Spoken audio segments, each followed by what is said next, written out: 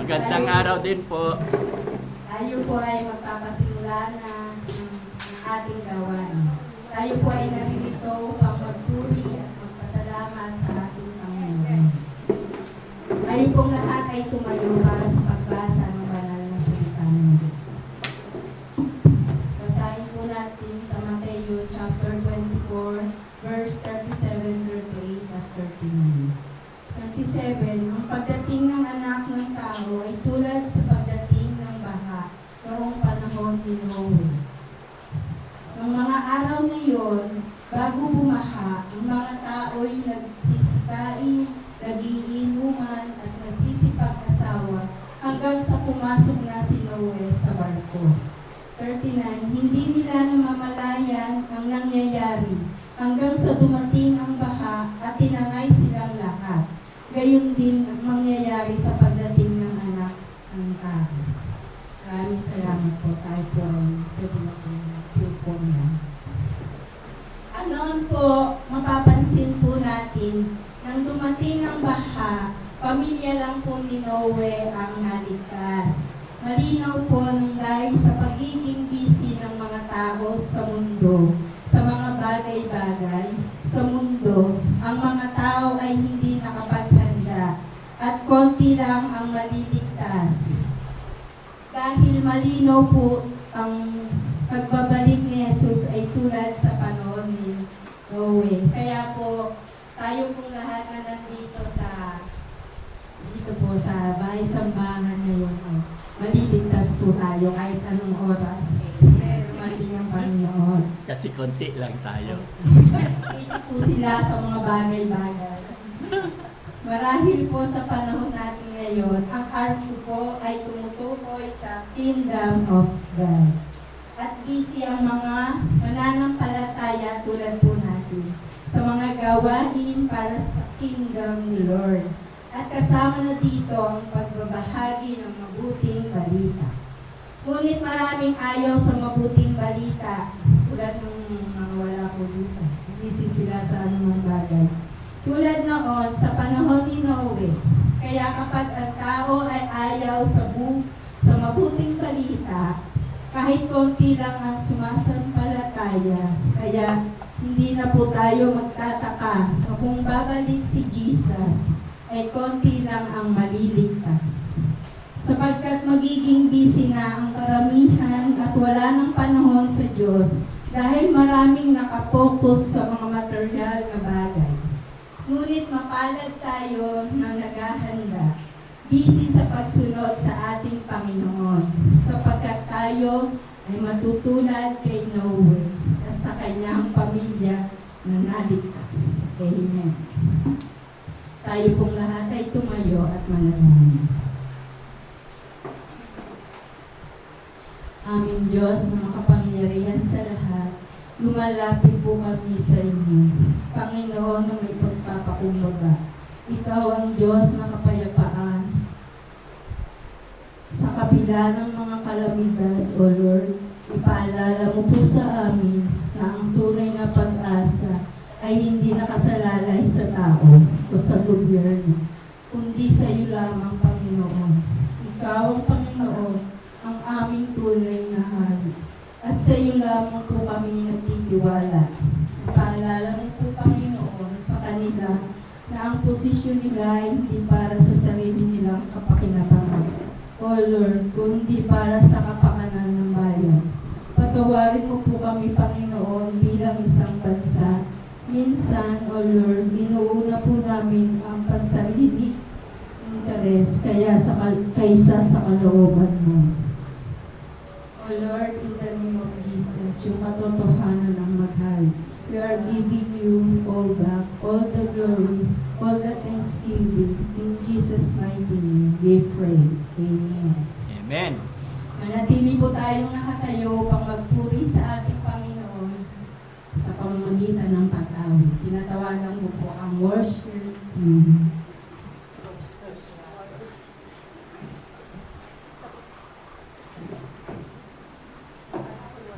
Pastor ka. Hindi na pa kami dito, hindi kayo natin. Natayo na yung mga isod. Hindi na pa Ano daw? Verse 2. Wala.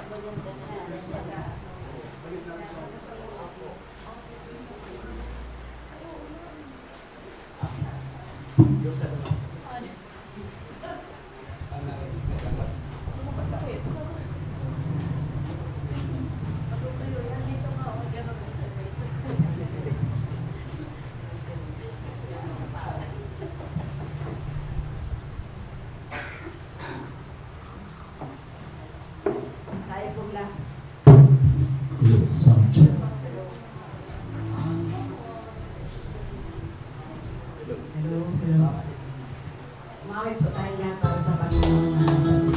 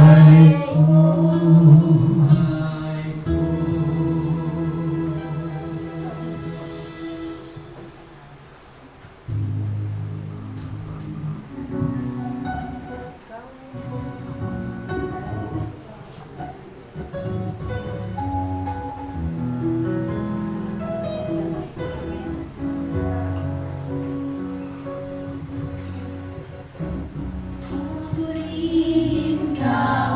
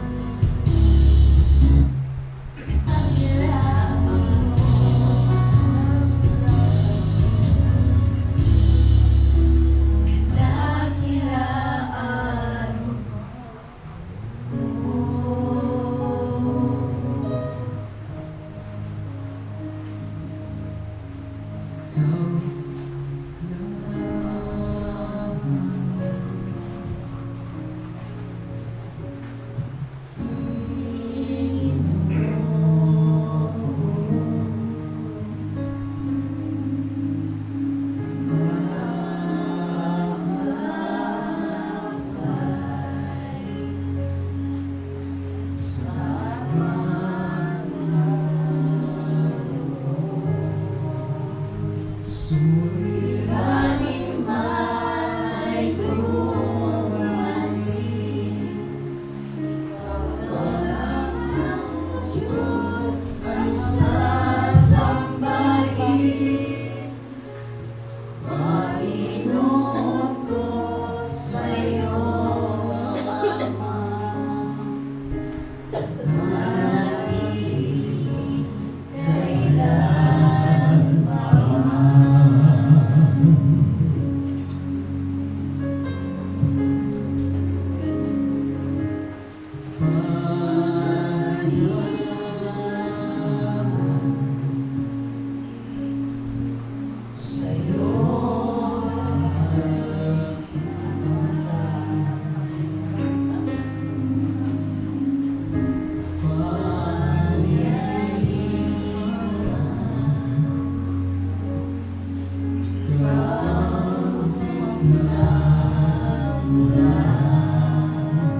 suliranin man ay dumating. Ikaw lamang, O Diyos, ang sasambahin. Panginoon ko sa'yo lamang, mananatili kailan pa man. Suliranin man ay dumating. Ikaw lamang, O Diyos, ang sasambahin. Panginoon ko sa'yo lamang, mananatili kailan pa man. Kailan pa man. Okay, thank you.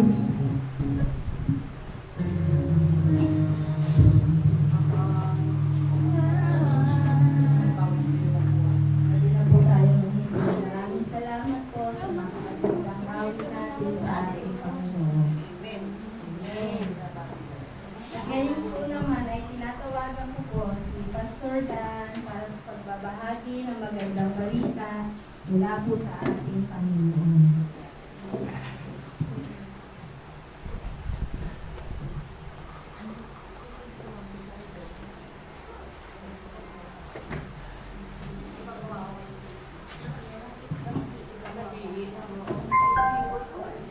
Gusto ko nilang kulikta. Yan.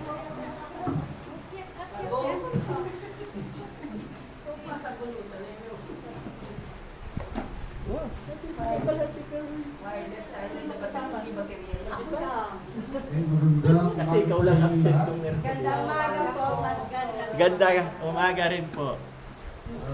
Maulan, masarap mahiga, no? Kanina kasi nahatid ko muna yung aking mga anak at asawa ko sa New Life Main.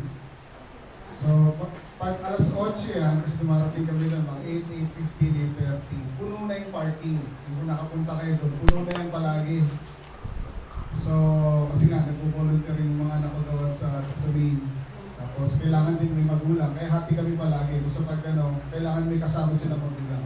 Anyway, dumating kami ron, mga 8, 8:50, mahaba na yung parking. Kanina, pagdating namin, ba, ang parking ito pa lang sa may banda ron. Sabi ko sa misis ko, mukhang sarap matulog na yung umaga.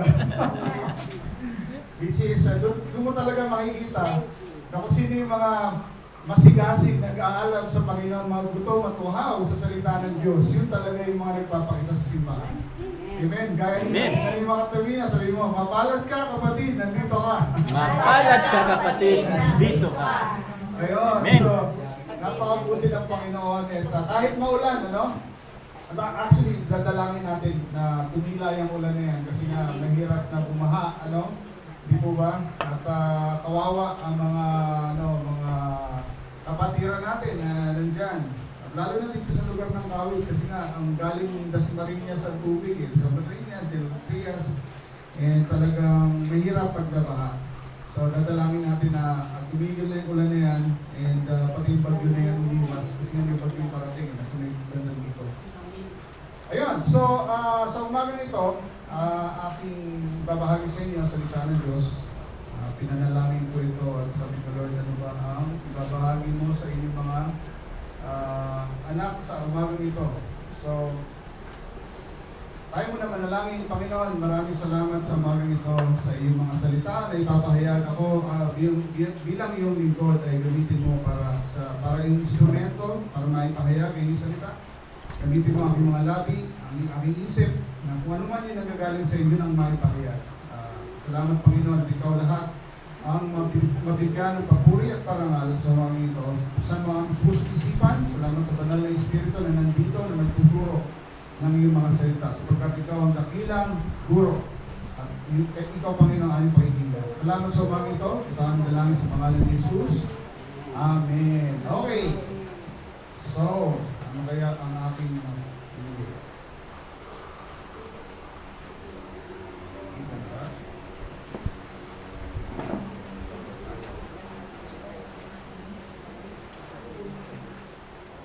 Ayun, okay. Ang mensahe sa mga ito is how to fight the right way. Okay, paano lumaban sa tamang paraan. Okay, kasi nga, alam naman natin, nangyayari sa ating bansa, di ba? Mga rallies, mga ganyan. Mahirap, kumbaga napakadaling maging carried away. Carried away, hindi mo parang may nakita kang post, tapos bigla kang nainis. Kasi nga, sino bang hindi mainis sa korupsyon, di ba? Sino bang hindi mainis sa pinagkagawa nilang mga kalokohan, if I may say, di ba? Kahit gano'n naman talaga eh. Yung sistema na kung saan ang mundong ito ay nakabase talaga sa kadiliman. Amen? Amen. Kahit sinong ipagpalit-palit kong politiko dyan, dahil yung sistema ay hindi maayos, ay hindi naka-angkla sa salita ng Diyos, ganun at ganun pa rin. Nagpapalit lang ng mukha. Bakit? Kasi ang kalaban talaga, hindi tao. Yung demonyo na nandito sa mundo mula 6,000 years ago. Papalit-palit lang yan. Naalala niyo sa Bible, sa panahon ni Pharaoh. Di ba? Ano yung ginawa sa mga Israelita? Di ba? Ginawang slaves. Kinuha yung kanilang mga ari-arian. Di ba? For 400 years. So it's the same pattern again and again. So kaya, as believers, kaya nga, itong mga nangyayaring ganito, hindi ako nagpo-post sa Facebook eh. Nagre-react ako, natatawa ako, whatever. Pero yung hindi ko magagawa na aksyon para lumaban, ay gawin natin sa tamang paraan. Amen? So, ewan po, bakit yun ang ating mensahe? Pero pinag-pray ko din. Sabi ko lang, di ba? Okay, so, bakit? John 17 verse 16. Sabi ni Jesus, they are not of the world. Ito yung panalangin ni Jesus, nandun sila sa garden of Gethsemane. Di ba nagpipray sila? Yung prayer ni Jesus sa Father, sabi niya, they are not of the world. Tinutukoy na tayo. Just as I am not of this world. Hindi naman talaga tayo taga dito eh. Oh yes, nakatira ka dito. Yes, bahay mo, taga dito ka, may bahay ka dito. Yes, yung natawan mo na dito. Pero, dahil nanampalataya ka sa Panginoon, hindi ka talaga taga dito. Dahil mula nung nakilala mo Jesus, mula nung sinurrender mo yung life mo kay Jesus, binigyan ka na ng tirahan sa langit. Amen? Kaya nga sabi ni Jesus, diba? Sabi ng mga disipulo, okay malungkot, aalis ako. Bakit ako alis? Kasi nga, ihahanda ko yung bahay na para sa inyo. I'm gonna prepare a place for you. Hindi kubong-kubong yun ha. Baka kasi nasanay kayo sa kubong-kubong. Pagdating magugulat ka, laki. Mansion po kasi ang inahanda ng Panginoon para sa atin. Amen. Amen. Kaya dapat, dito pa lang sa mundo, masanay na tayo. Masanay na tayo. Ibig sabihin, mangarap na tayo. Let's believe God for a bigger place, a better place. Di ba? Hindi parang, kasi ito lang yung nagagis na nito eh. Di ba? Ganun yung mga, parang ang nais ng Panginoon, baguhin yung isip natin. Maging sa mga ari-arian, di ba? Kasi, totoo, hindi tayo taga rito. Totoo na lahat ng ito ang mawawala. Totoo yun. Pero, pagdating mo sa langit, ikaw ay magkakaroon ng gano'n. So ngayon pa lang, matuto kang maging steward. Steward, ibig sabihin, tagapamahala. Hindi ito ay owners, hindi mo owner o hindi mo pag-aari yung mga bagay niyan. Hindi ka ang owner. Si Lord ang owner. Pinibigay lang sa iyo para may pamahalang mo ng maayos. At kapag hindi tayo natuto doon, di ba, hindi tayo pagkakatiwalaan ng mas, malaki.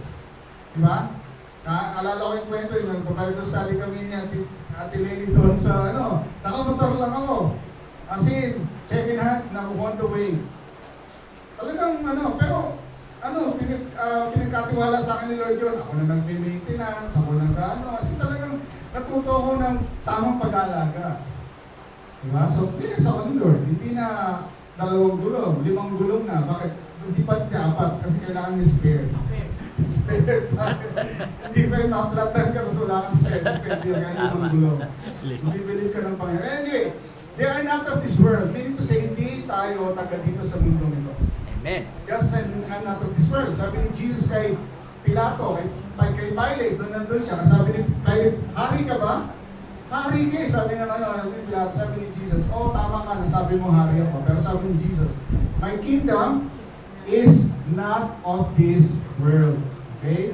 Ang kaharian niya, hindi dito. Okay? If my kingdom, kung ang kaharian ko ay dito sa mundo ito, sabi niya, my servants would fight so that I should not be delivered to the Jews. But now, my kingdom is not from here. Ibig sabihin nun, ang kaharian ng Diyos, hindi dito sa mundo ito.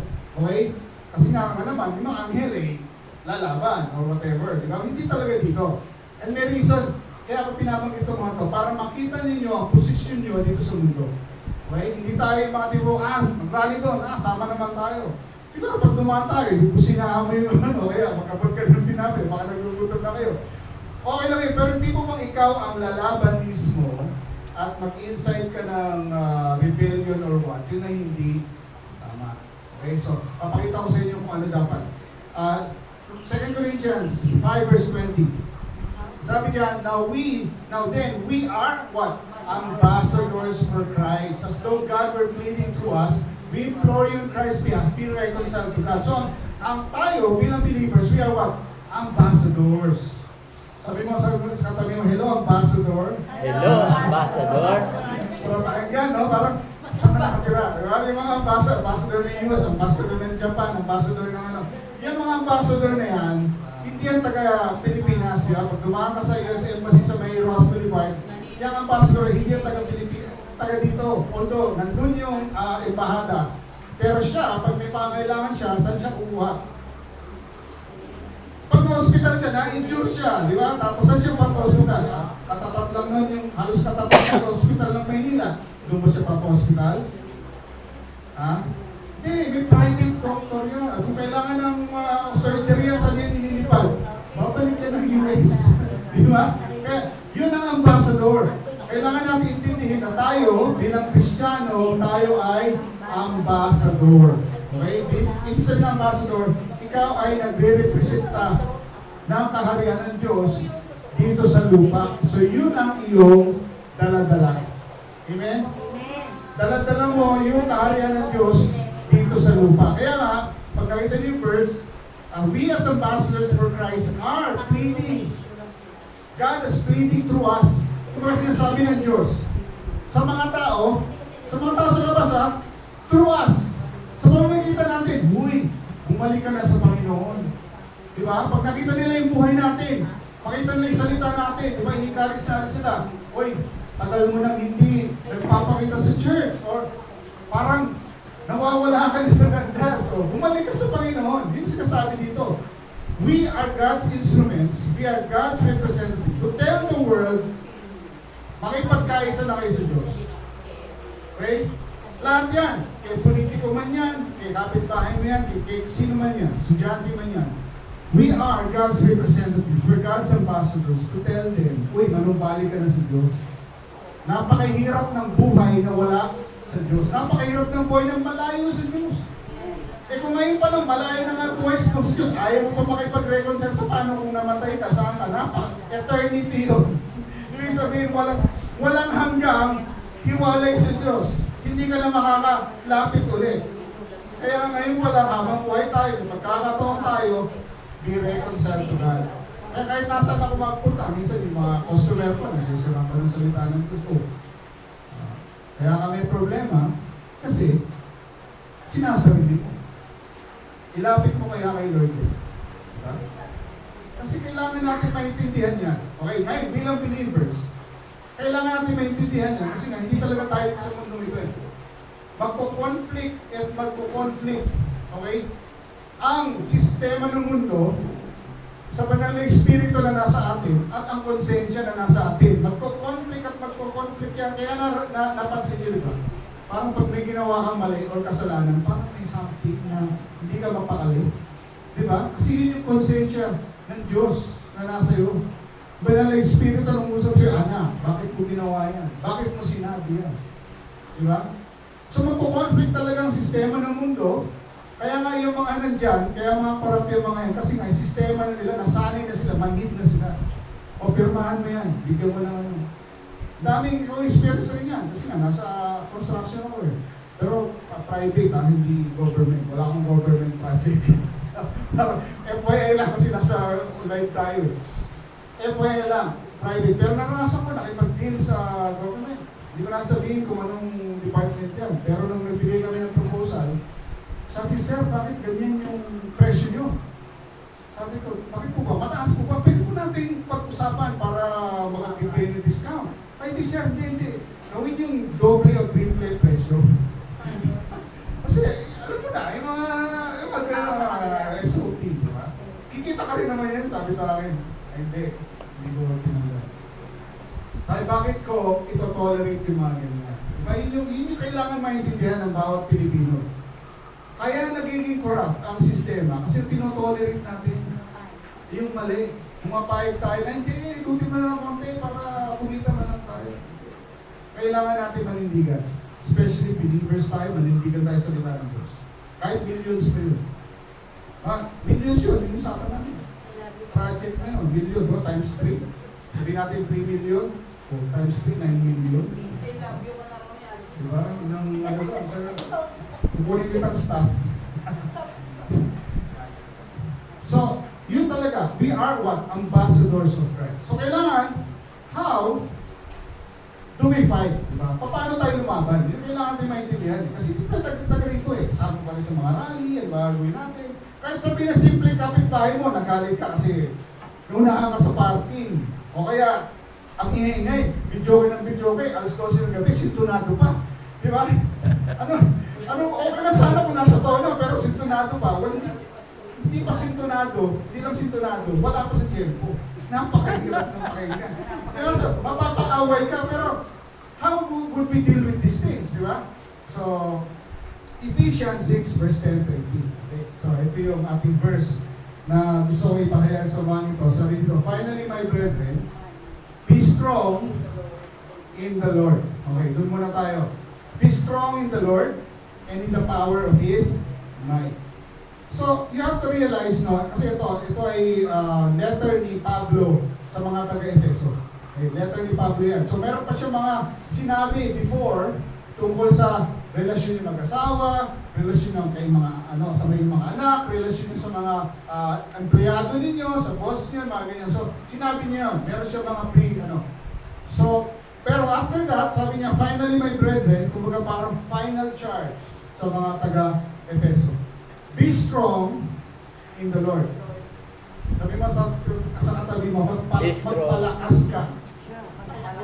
Magpalakas ka. Hindi sa kapitbahay mo, kundi kay, kanino? Lord. So yun yung kailangan natin ma-realize. We have to be strong, first of all, in the Lord. Kasi kung lalaban tayo, hindi pwede tayo lumaban na lupay-pay. Hindi tayo pwede lumaban na nanghihina. Di ba? Kaya kailangan, pag meron kang kinakaharap na sitwasyon, ang problema, kanino ka magpapalakas? Kay Lord. Di ba? Hindi mag-scroll ka sa Facebook, hanap ka ng whatever, papasaya sa'yo, or mapapanood ka ng TV or what. Kay Lord ka magpalakas. Buksan mo yung Biblia. Kaya nga, meron pa akong physical Bible eh. Kaya kailangan natin buksan yung Biblia. Kung wala kang physical Bible, meron ng cellphone. Tanongin ko nga kayo, meron pa kayo app ng Bible app? Meron? Kasi kailangan yun, hindi pa, ang meron sa cellphone mo, Facebook. Pero yung Bible, wala man lang sa cellphone. Ako eh, ano yun. Unahin natin si Lord, di ba? May app ka ng Facebook, tapos wala kang app ng Bible. Pumunta ka sa Google Play, kung Android ang phone mo, at sa App Store kung iPhone yung phone mo, hanapin mo yung Bible app. Napakadali na yan. Actually, because of ang kabataan isang araw eh. Sabi ko, alam mo, installan mo yung, nagpunta ako na sa lamay ng yung lola niya, tapos nag-announce akong kabataan. Kasi nga, mag-download ka ng Bible app. Kasi pag meron kang problema, ang kagandahan sa app, okay? Hindi ka na magpupunta sa index at maghahanap. Paano ko yung Bible kung walang index? Pero basta makikinig ka na lang po. Diba? Makikinig ka. Tapos, halimbawa, may problema ka. Okay? Problema ka. Sabihin mong, fear. Takot ka, no? Sabi meron kang takot. So, type mo yung fear. Tapos, lalabas yung mga verses sa Bible na tungkol sa fear. 2 Timothy 1 verse 7, For God did not give you a spirit of fear, but of power, love, and of a sound mind. So pag nabasa mo, mariremind ka, hindi binigay ng Panginoon ng takot sa akin. Binigyan ako ng Panginoon ng love, di ba? Power, lakas, at maayos sa pag-iisip. Sound mind. So kailangan natin yung Bible. Ang dami kasi, kumbaga parang ang daming distractions, sa totoo lang. Pag-isip mo na ng umaga, pagbukas pa lang ng alarm mo, di ba? Alarm, papatayin mo. Isa na, snooze mo pa. 5 plus 5 minutes. Plus 5 minutes. Straight ka na, di ba? Pero, di ba? Cellphone, nandito, umiikot yung mundo natin eh. Alarm! Di ba? Tapos pag-isip mo, dami ko notification. Ang dami nag-like ng post ko. Ang dami nag-like ng picture ko. Di ba? Nakukuha mo yung self-esteem mo doon sa social media. Di ba? So, doon umiikot yung lives natin. Pero, nasaan ang Panginoon? Nasaan ang salita ng Diyos? Kaya nga, be strong in the Lord and in the power of His might. Be strong in the Lord. Kasi nga, yun ang unang-unang, kaya learning how to fight. Kasi itong verse na to, Ephesians 6 verse 10 to 18. Ito yung verse about fighting. Sabi, paano ka lumaban? Lumaban dito sa mundo nito. Hindi, kaya if you look at this, verse 10, have to be strong first. Isipin mo yan, alalahanin natin yan. Be strong in the Lord. Verse 11, put on the whole armor of God, that you may be able to stand against the wiles of the devil. Verse 12, for we do not wrestle against flesh and blood, but against principalities, against powers, against the rulers of the darkness of this age, against spiritual hosts of wickedness in the heavenly places. Okay. So, explain lahat yan. Kasi nga, you have to be strong in the Lord and you have to put on the whole. Hindi ka pupunta sa gera, dala mo lang espada. Di ba? Hindi pwede. Full armor. Hindi ka pwede lumaban punta sa gera, naka-helmet ka lang. Or kumpleto ka, wala ka namang espada. Gets mo natin? So you have to wear that. Put the whole armor of God that you may be able to stand against the wiles of the devil. Kasi ang devil, tuso yan. Alam mo yung tuso? Yung parang, pirmahan mo lang yan, okay lang yan, wala akong mangyayari dyan. Pumirma ka nga, tapos magulat ka. Ang dami palang problema nitong deal na to. Di ba? So tuso, sabihin, akala mo maganda, di ba? Para sa'yo, pero hindi pala. Akala, di ba yun yung nangyari sa Eva Tadan? Natukso sila, bakit sabi, ang nakita ni Eva, ang ganda, di ba? Ng prutas. Di ba? And it is able to make one wise. Parang tatalino ako dito.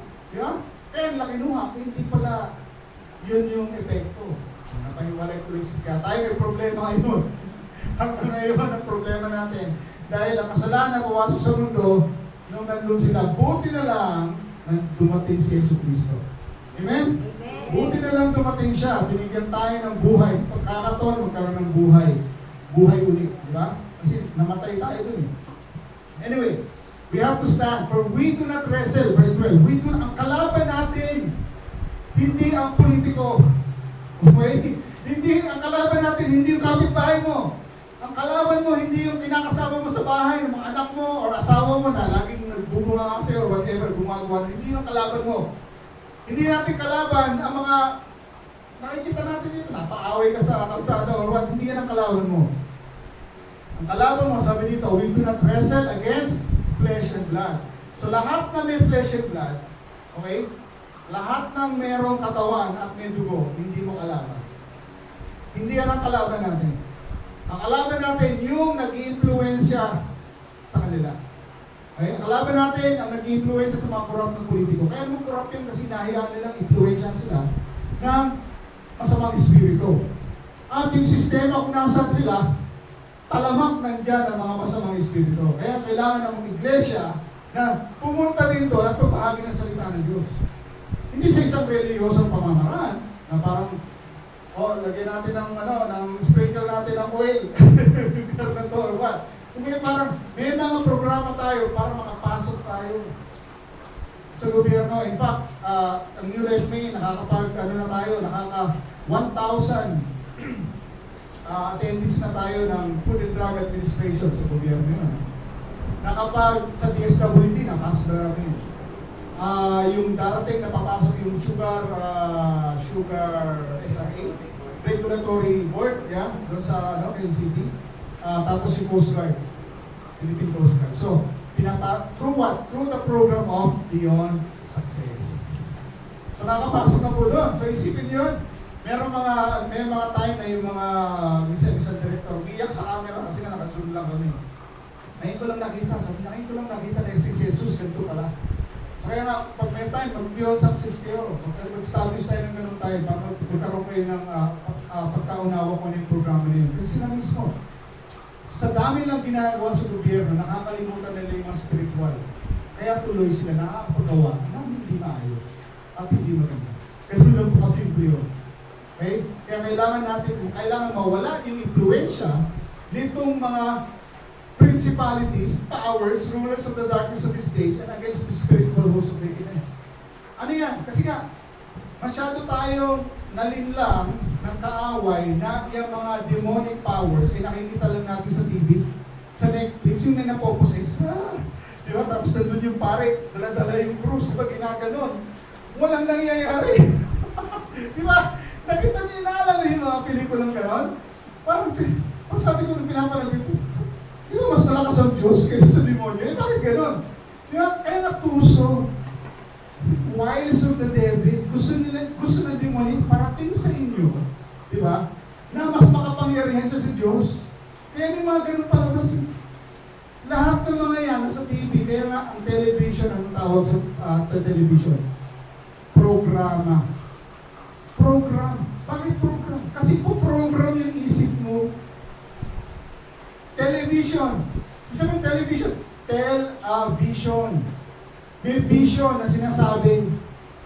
Kaya nakasira-sira ang mga mundo kasi nga yung vision na pinaparating ay hindi ayon sa salita ng Diyos.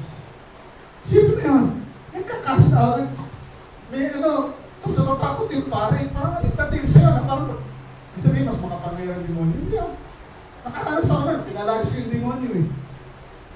Bumalik sa ulirat yung tao. Kasi nga, hindi naman talaga dapat nandun ang demonyo. Hindi siya dapat nandun sa tao na yun.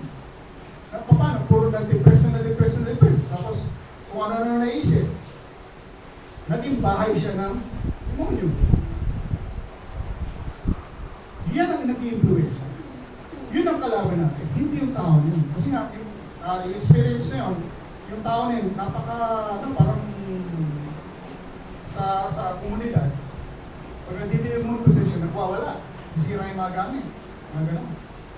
Kaya nagtuturo ako ng business. Nagbibenta ako before ng mga business products.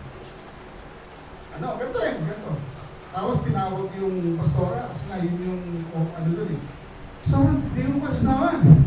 Ito mga tao na nasa seminar, abing nagsipuntahan sa bahay. Kasi siyempre, di ba? Parang si Zero, Marites, ito ba naman yan? Sabi ko, walang yatong demonyo ito na yung aking seminar. Kasi nagpuntahan sila doon eh. Sabi, makapunta na nga rin. Nakita ko doon. Di yung ginagawa ng isa. Kasi may Catholic, may kumuha kayo ng kandila. May kasin.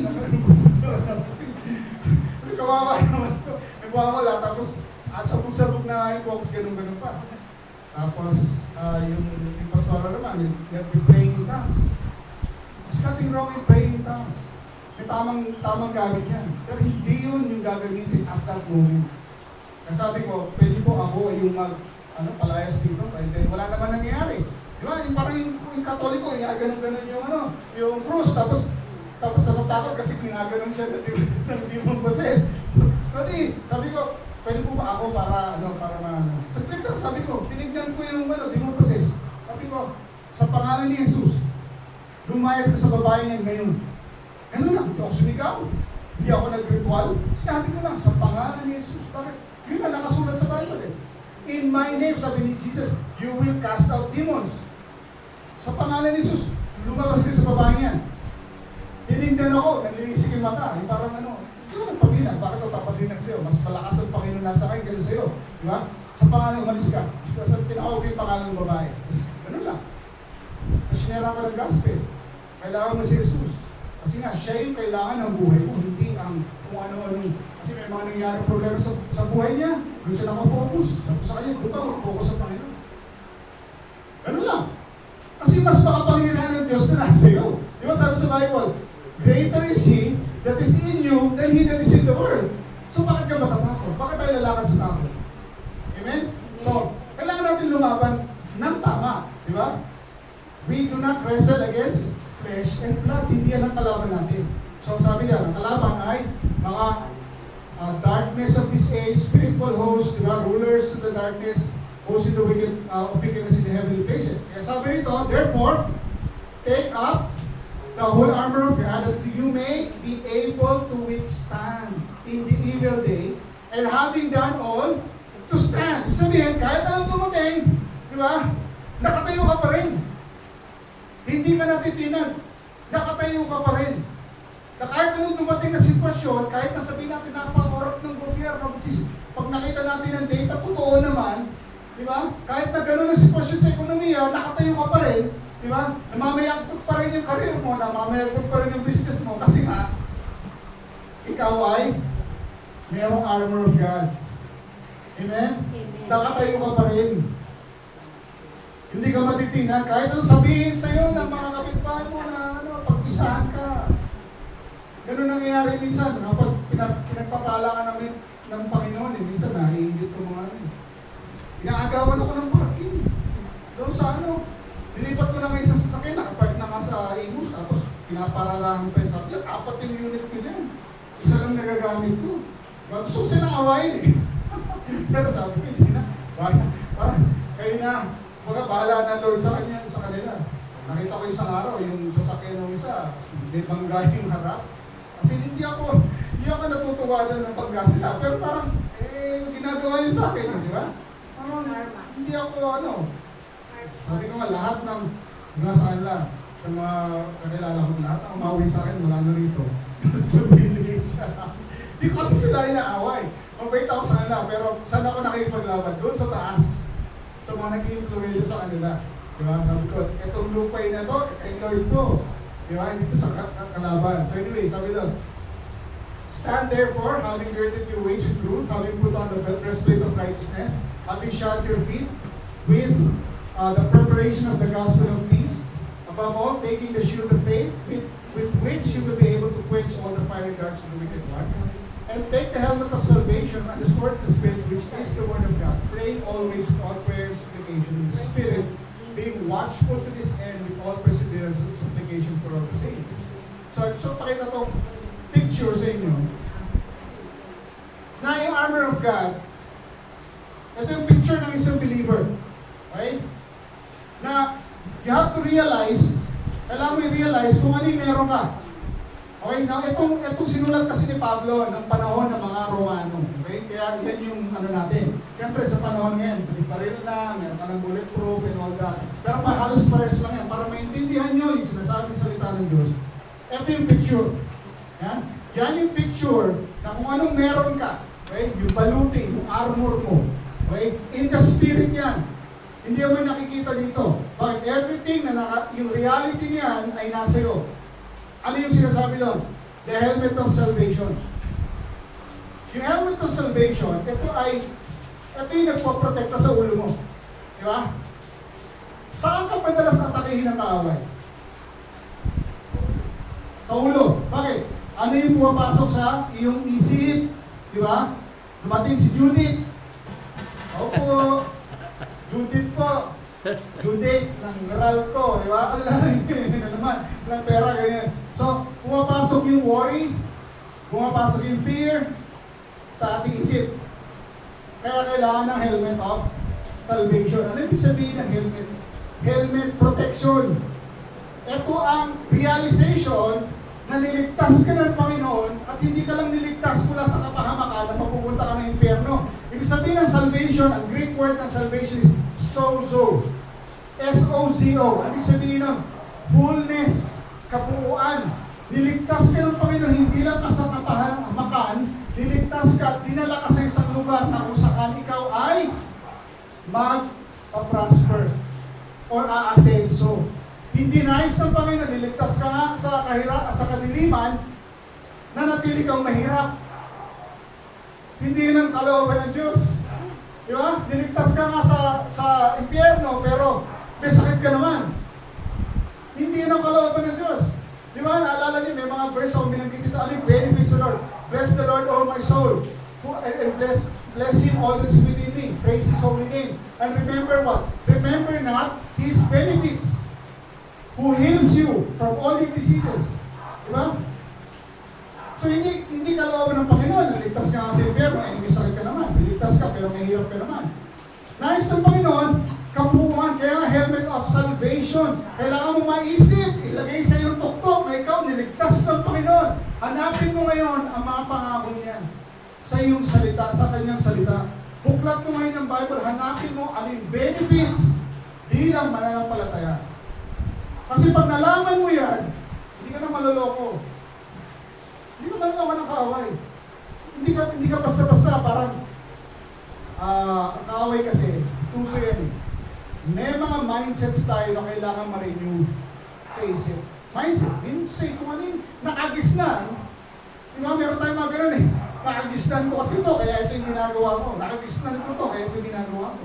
Kaya may malinaw, sabi sa Romans 12 verse 1, do not be conformed to the pattern of this world, and verse 2, but be transformed by the renewing of the mind. Kailangan mo ma-realize na niligtas ka na ng Panginoon. Niligtas sa kapahamakan, niligtas sa kahirapan, niligtas sa kadiliman. Diba? Dati kang nababaliw. Diba?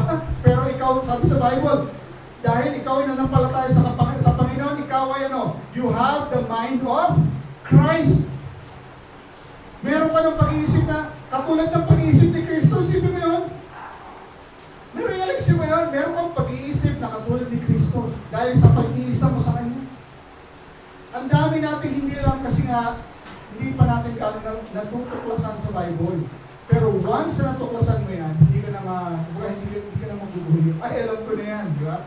Ganun eh, parang may lumapit sa'yo, may nakita ka palang text sa cellphone. Alam mo nang scam yun, hindi ko napapatulan.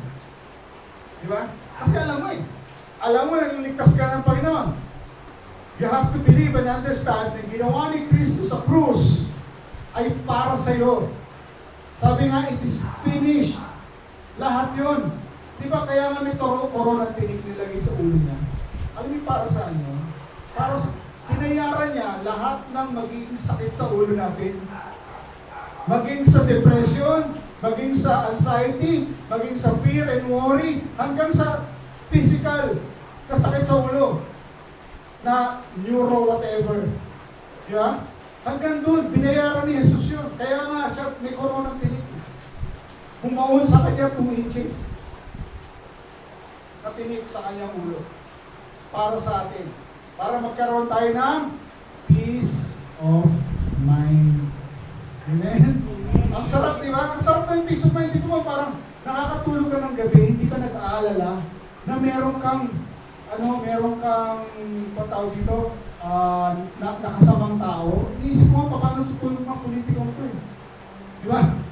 Kung nakakatulog sa ganito, di ba, lagi may bodyguard, lagi may bodyguard, lagi may kasi parang natatakot siya, baka ganito, ganyan. Ganun talaga pag ang gawain ay nasa masama. Pero pag nasa Panginoon ka, di ba, kailangan maintindihan na meron kang peace. Meron kang peace of mind kasi nga binayaran ni Jesus yun. Ano pa meron siya? Meron kang breastplate of righteousness. Di ba? Ang breastplate of righteousness. Ito ito yung ginawa ni Kristo sa atin in exchange. In exchange. Tayo ay makasalanan, siya ay matuwid. Di po ba? Meron ba siyang ginawang kasalanan? Wala.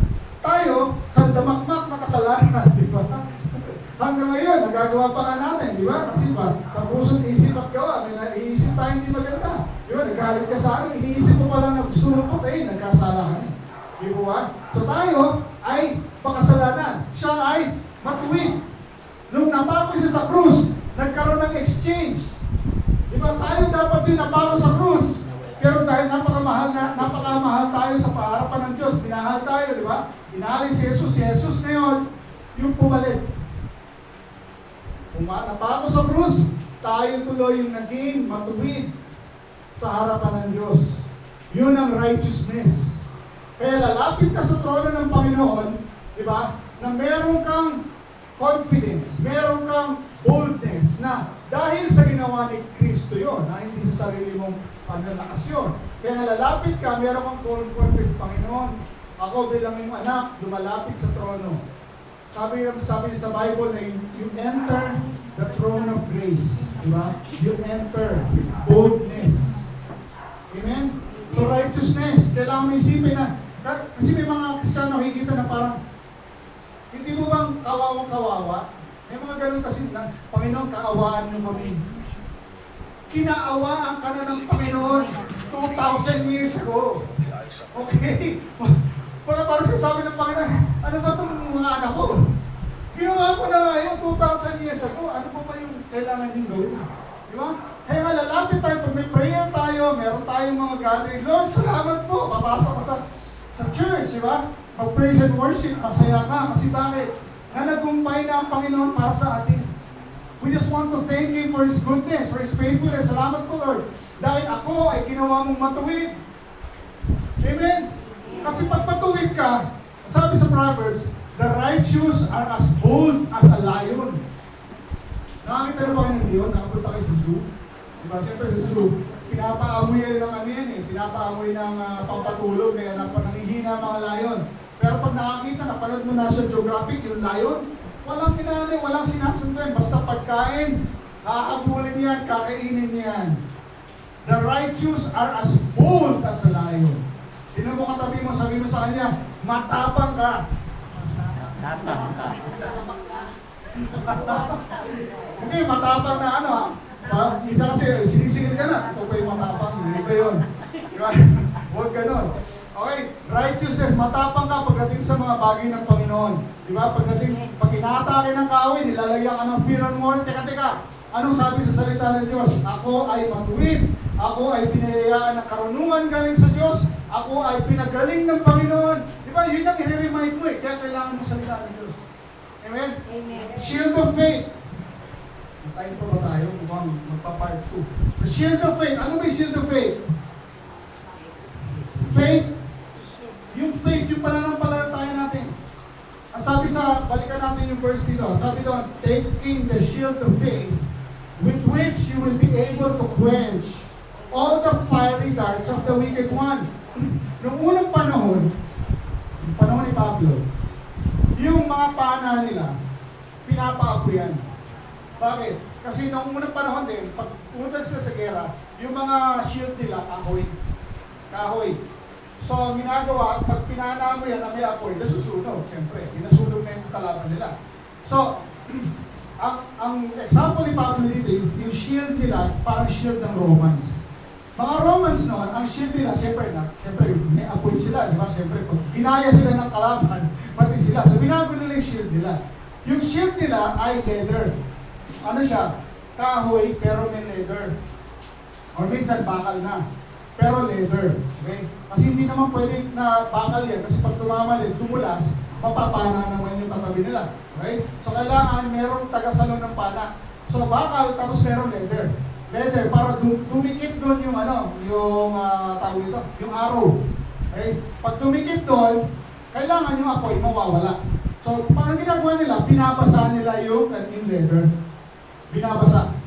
Para, pag pumunta yung apoy, yung patay. So, ano siya, wet siya. So, ganun ginagawa niya. So, Ang kaaway, palagi yan magpapadala ng ideas sa'yo. Ideas. Wala ka ng pera. Nandun yung Mumbai. Wala ka ng kukulitin mo si Mami, baka pwede. Di ba? Naglalagay yan ng thoughts and ideas sa'yo.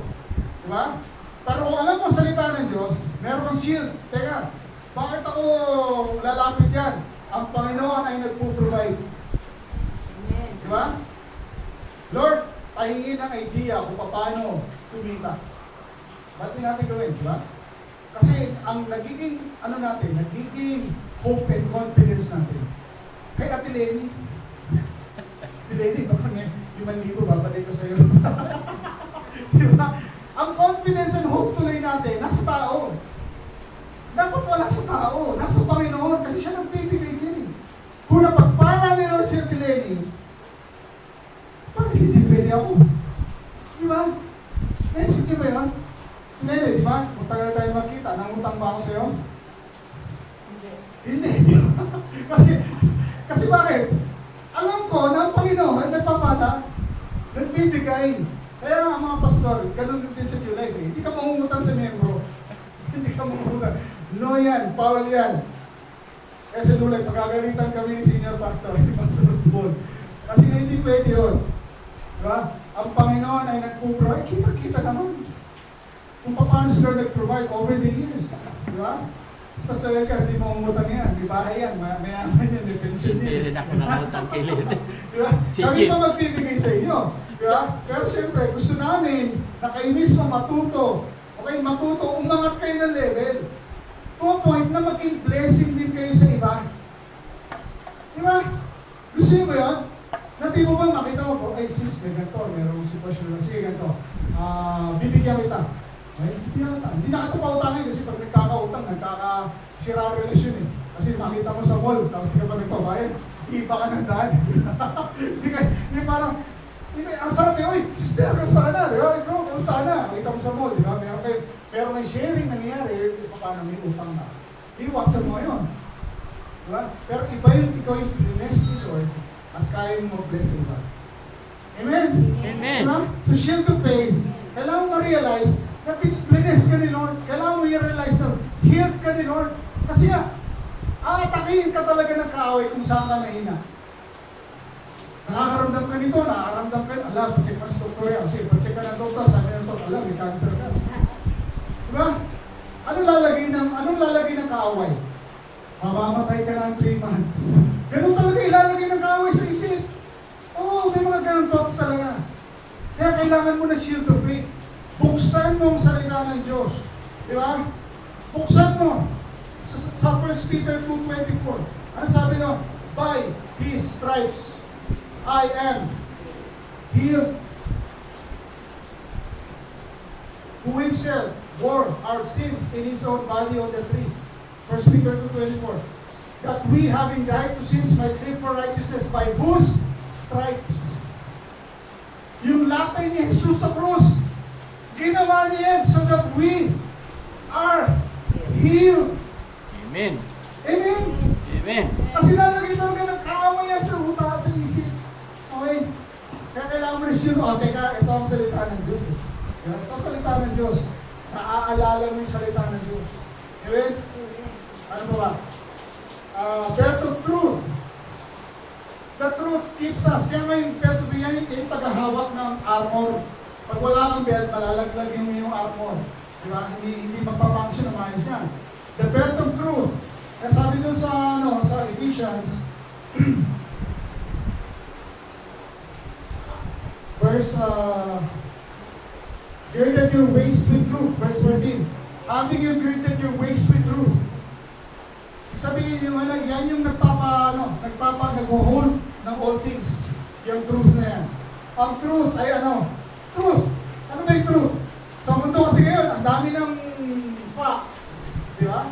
Ang dami ng facts. Ibig sabihin, merong facts dito, facts. Hindi nga pag dumating ang report ng doktor, ito yung gawin mo ito yung gawin mo reseta, blah blah blah, dami na yan. So, those are facts.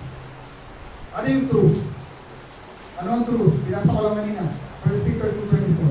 By His stripes, you are ginagaling ka na ng Panginoon. That's the truth. Okay? You have to go to God's Word for the truth para hindi ka maloko. You need know how to fight. Okay? Tayo sa, natin, the truth will keep us grounded. Okay? Kapag mangyari sa mundo, di ba, nung nag-pandemic nga eh, ang daming naloko, ang daming parang nabaliw or what, kasi nga, walang magkakasource of income. Actually, doon nga kami nag-grow eh.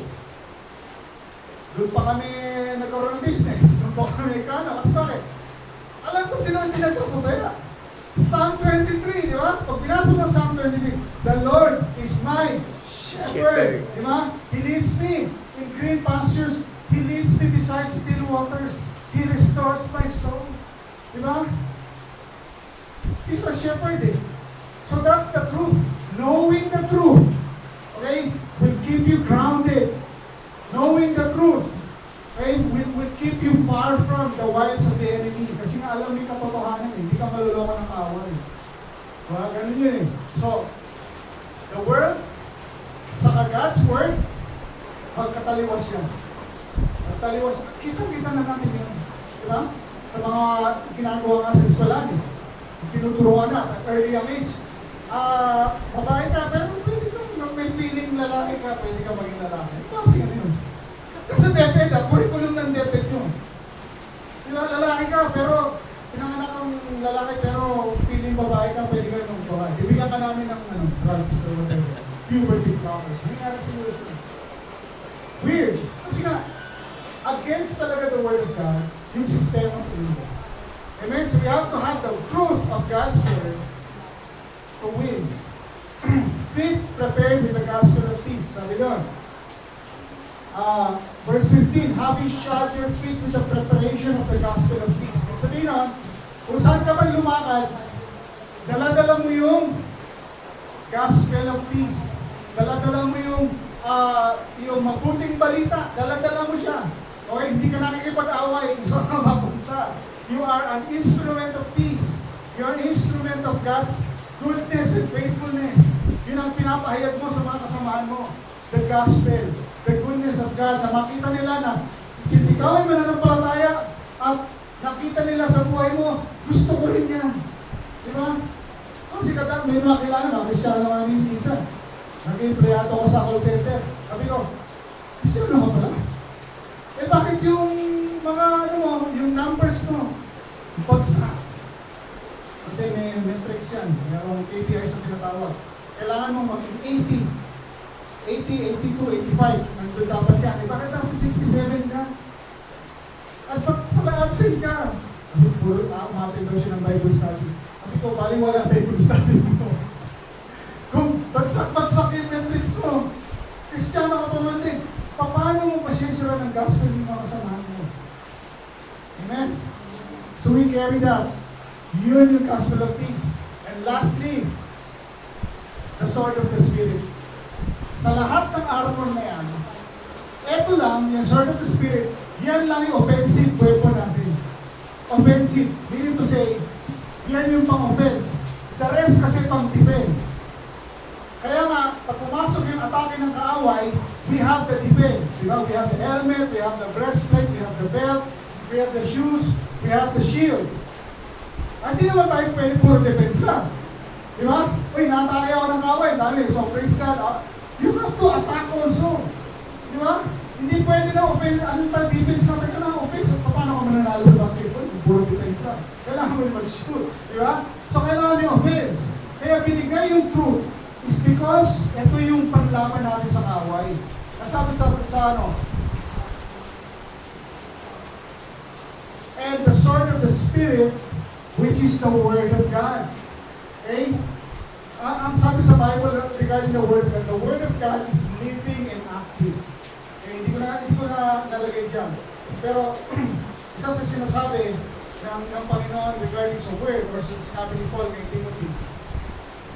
2 Timothy 3:16.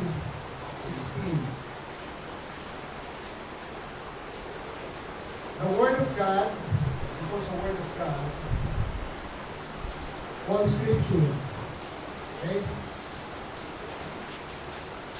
All Scripture is given by the inspiration of God, is profitable for doctrine, for reproof, for correction, for instruction in righteousness, that the man of God may be complete, thoroughly equipped for God's word. This is sabi sa 2 Timothy. Sa Hebrews 4 verse 12,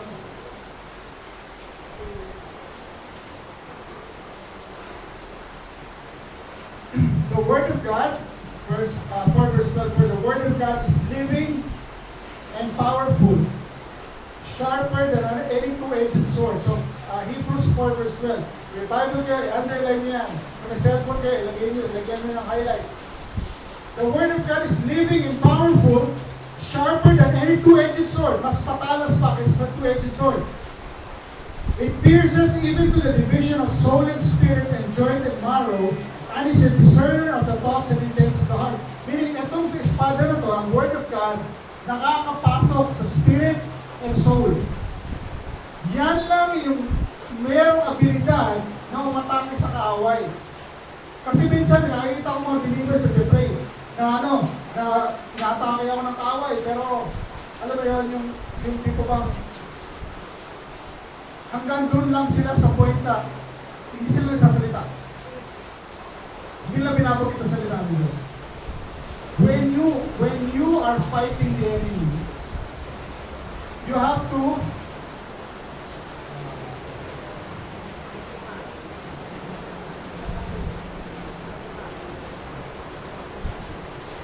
when you're fighting the enemy, wala.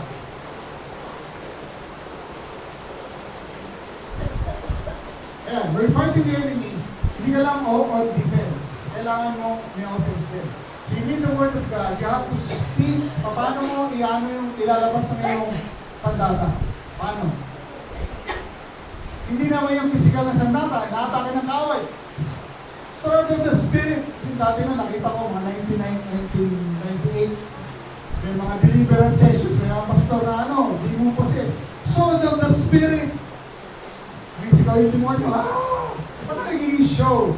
Nagiging show, hindi yun ang purpose ng Word of God. Yan, hindi nga, in cast out demons in the name of Jesus. Diba? You use the Word of God as a sword of the Spirit. Hindi mo ilalabas. Kundi, paano? Sa iyong bibig. Sa iyong mga katabi mo, gamitin mo ang iyong bibig.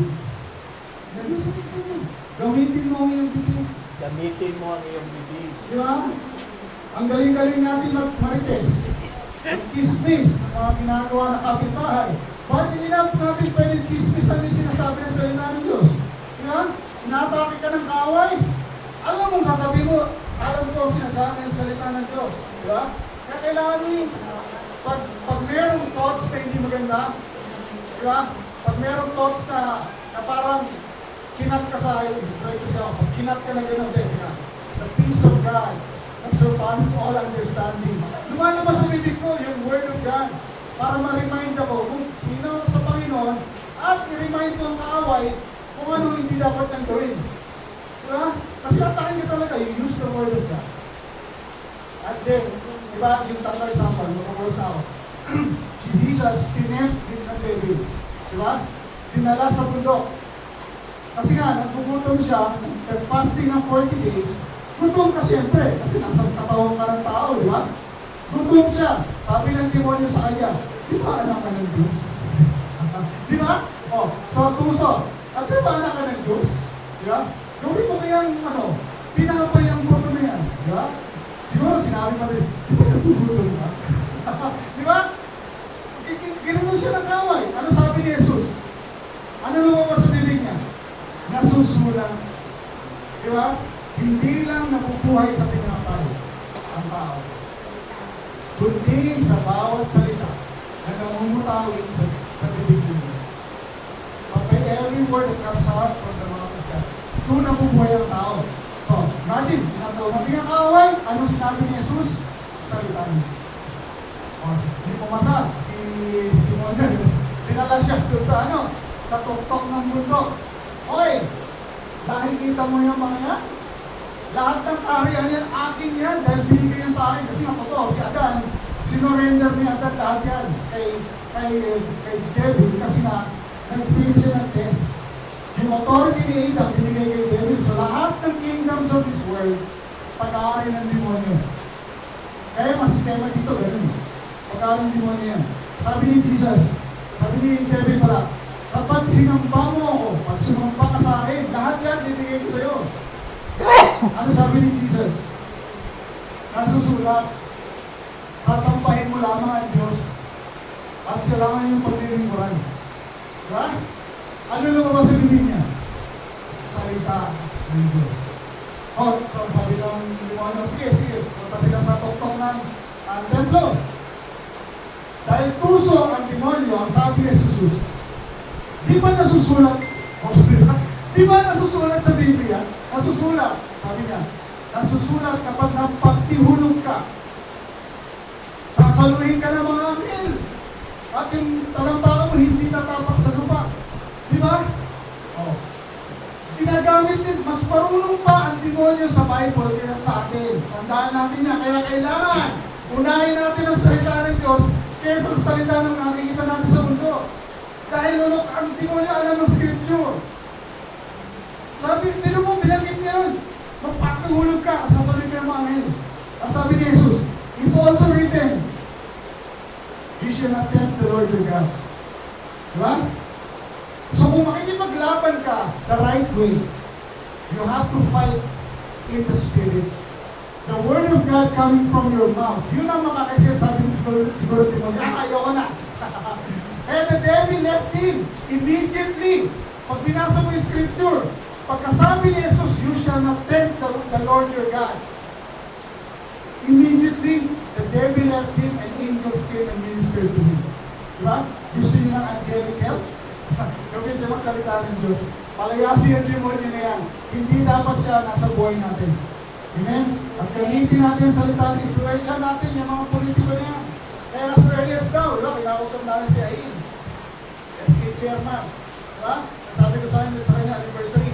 Gagamitin ka ni Lord eh. Gagamitin ka ni Lord, kaya ngayon pa lang yung fundasyon ang tama. Amen? So let's all pray. Panginoon, salamat po sa iyong salita. Salamat sa katotohanan na pinapahayag mo, Panginoon, na kami ay merong baluti ng Espiritu. We have the helmet of salvation. We have the breastplate of righteousness. We have the belt of truth. We have the feet of shod with the gospel of peace. We have the shield of faith, and we have the sword of the Spirit. Thank you, Lord, for your word. May it build our lives and continue, Lord, to protect each and every one of us. We pray, Lord God, na tumila na rin ang ulan. We pray, Lord God, na umalis na ang bagyo. At para kami, mga kababayan din namin, Panginoon, sa Pilipinas, sa hindi na permisyo. At tulungan mo ang aming bansa. Ihayag mo ang mga korupsyon na nandito. And we pray for the hearts and minds of those in leadership na sila ay maayon din sa iyo. Magkaroon sila ng takot sa iyo, Panginoon. And we ask, Lord God, this nation is blessed, this nation is free, and this nation, Panginoon, magiging pagpapala sa ibang mga bansa. Salamat, Panginoon, sa mga ito. Ito ang dalangin sa pangalan ni Jesus. Mataling sa amin ang Amen. Amen.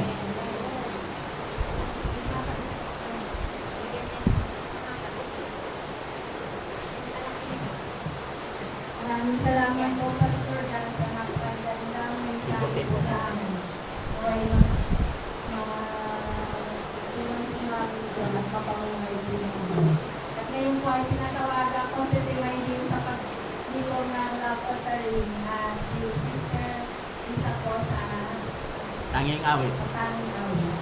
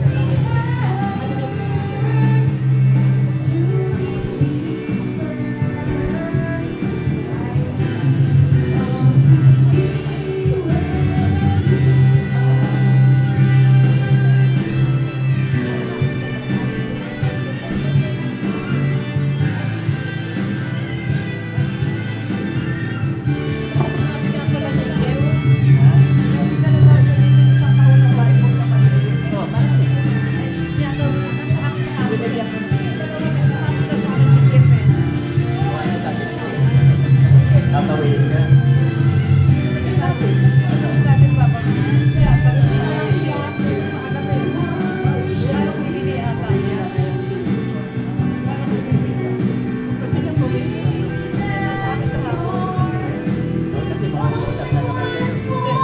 Hindi ba nagsakla? Oo, yun o. Bayad na. Nagsulong lang ng 100 pesos. Tinanggap ko naman. Pero binibigay ko na. Ninanong sa akin yan.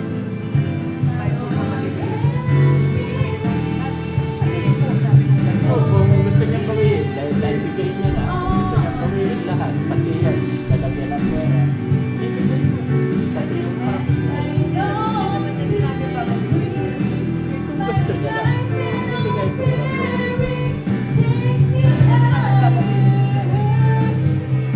Di ba't niya binanggit? Hindi ko gusto kanya. Yun yan, ang ibig sabihin nun.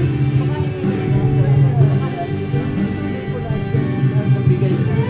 Kasi may mga tao talaga, tapos hindi ka, ibabawin. Sa iyang masasamang tao. Mga ganyan, masasamang tao. Naibigay na, hindi mo yan pwedeng gawin. Pero inibigay ko pa rin. Hindi ko na dapat magbigay. Masama talaga ako ba? Yung nag-iilayan sa kulita. Pero mas masama siya mag-iilayan siya. Binigay niya yung kinod. Hindi yan binigay sa akin. Pag-iingat niya. Alam na meron ganyan. Sabi ko, hindi ka mag-ibig. Iba't niya binanggit.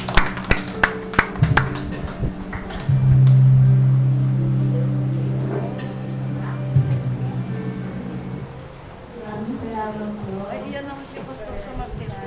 Oh, Martes, hindi ko kakalimutan. Ngayon po ay pinatawagan ko po si Sister Lilia para po sa pasasalamat sa ating mga Then, handog. Para na din po Tuesday sa ang Bible account study po. natin.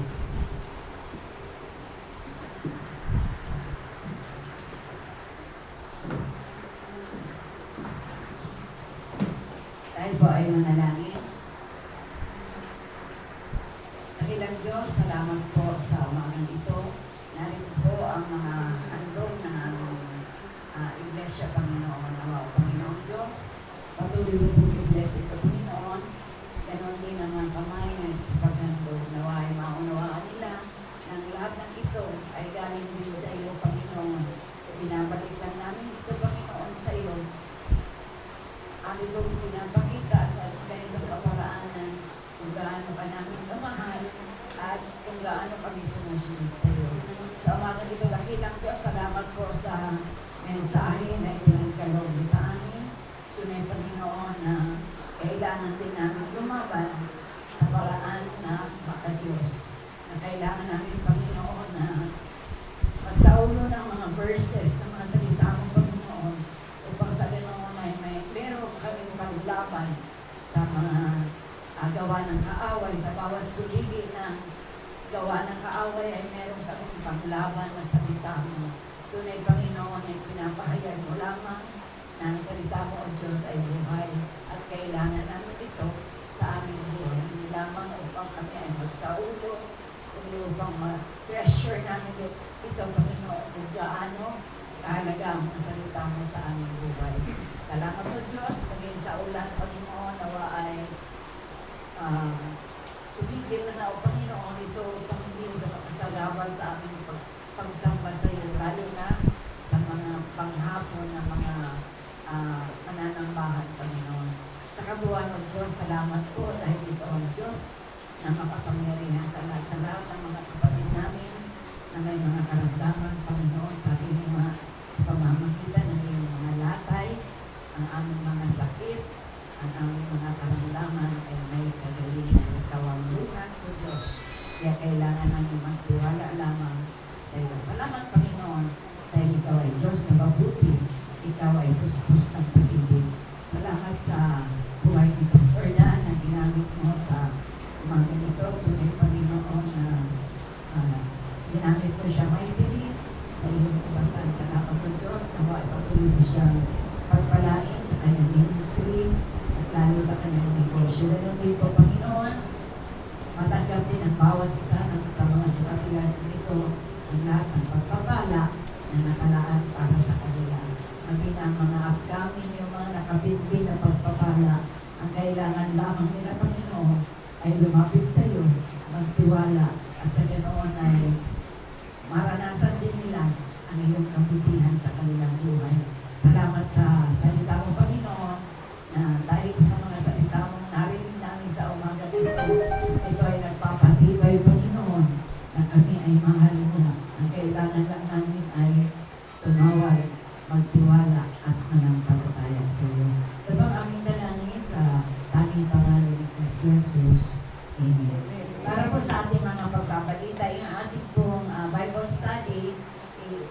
i-transfer po ng araw na instead of Wednesday, magiging Tuesday. For the moment lang, itong week na darating lang, no?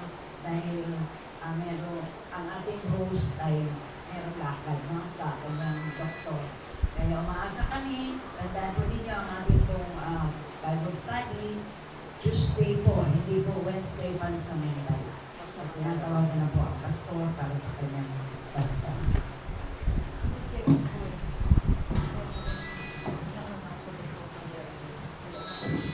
Naiya po tumayo ang patuloy.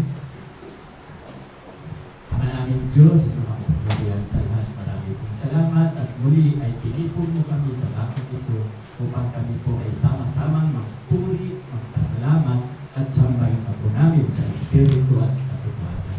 Hinihingi ko nga po Lord ang iyong basbas sa umaga ito, ang masaganang awa ng Diyos Ama at ang walang sawang pag-ibig ng Diyos Anak at ang kaaliwan ng iwang banal ang sumaamin nawa mula ngayon at magpakailan-kailan pa man.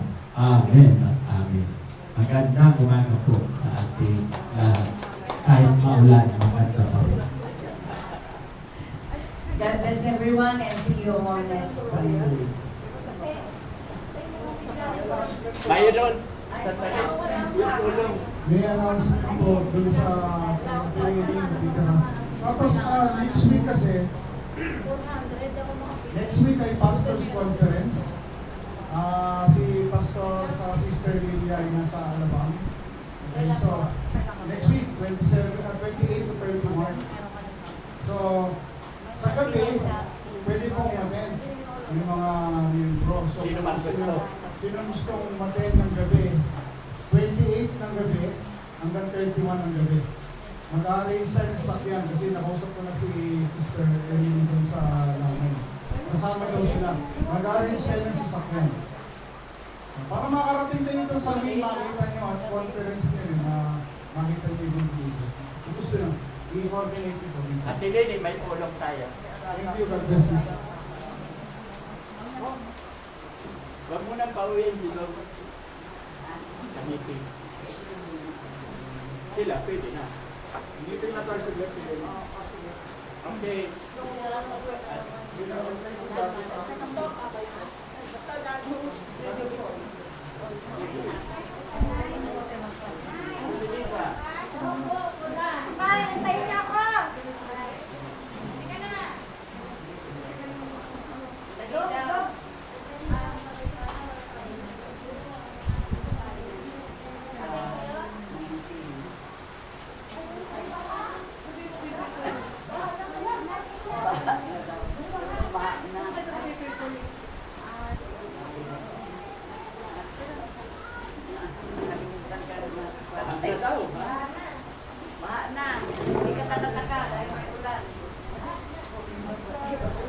Gusto lang natin meeting. Awareness yung meeting. Eh, pwede mo naman siguro siya natin. Yan, kayo huwag ka mag-alala. Sige.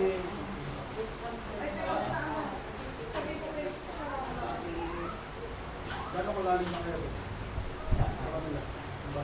Wala siya. Dito lang ba?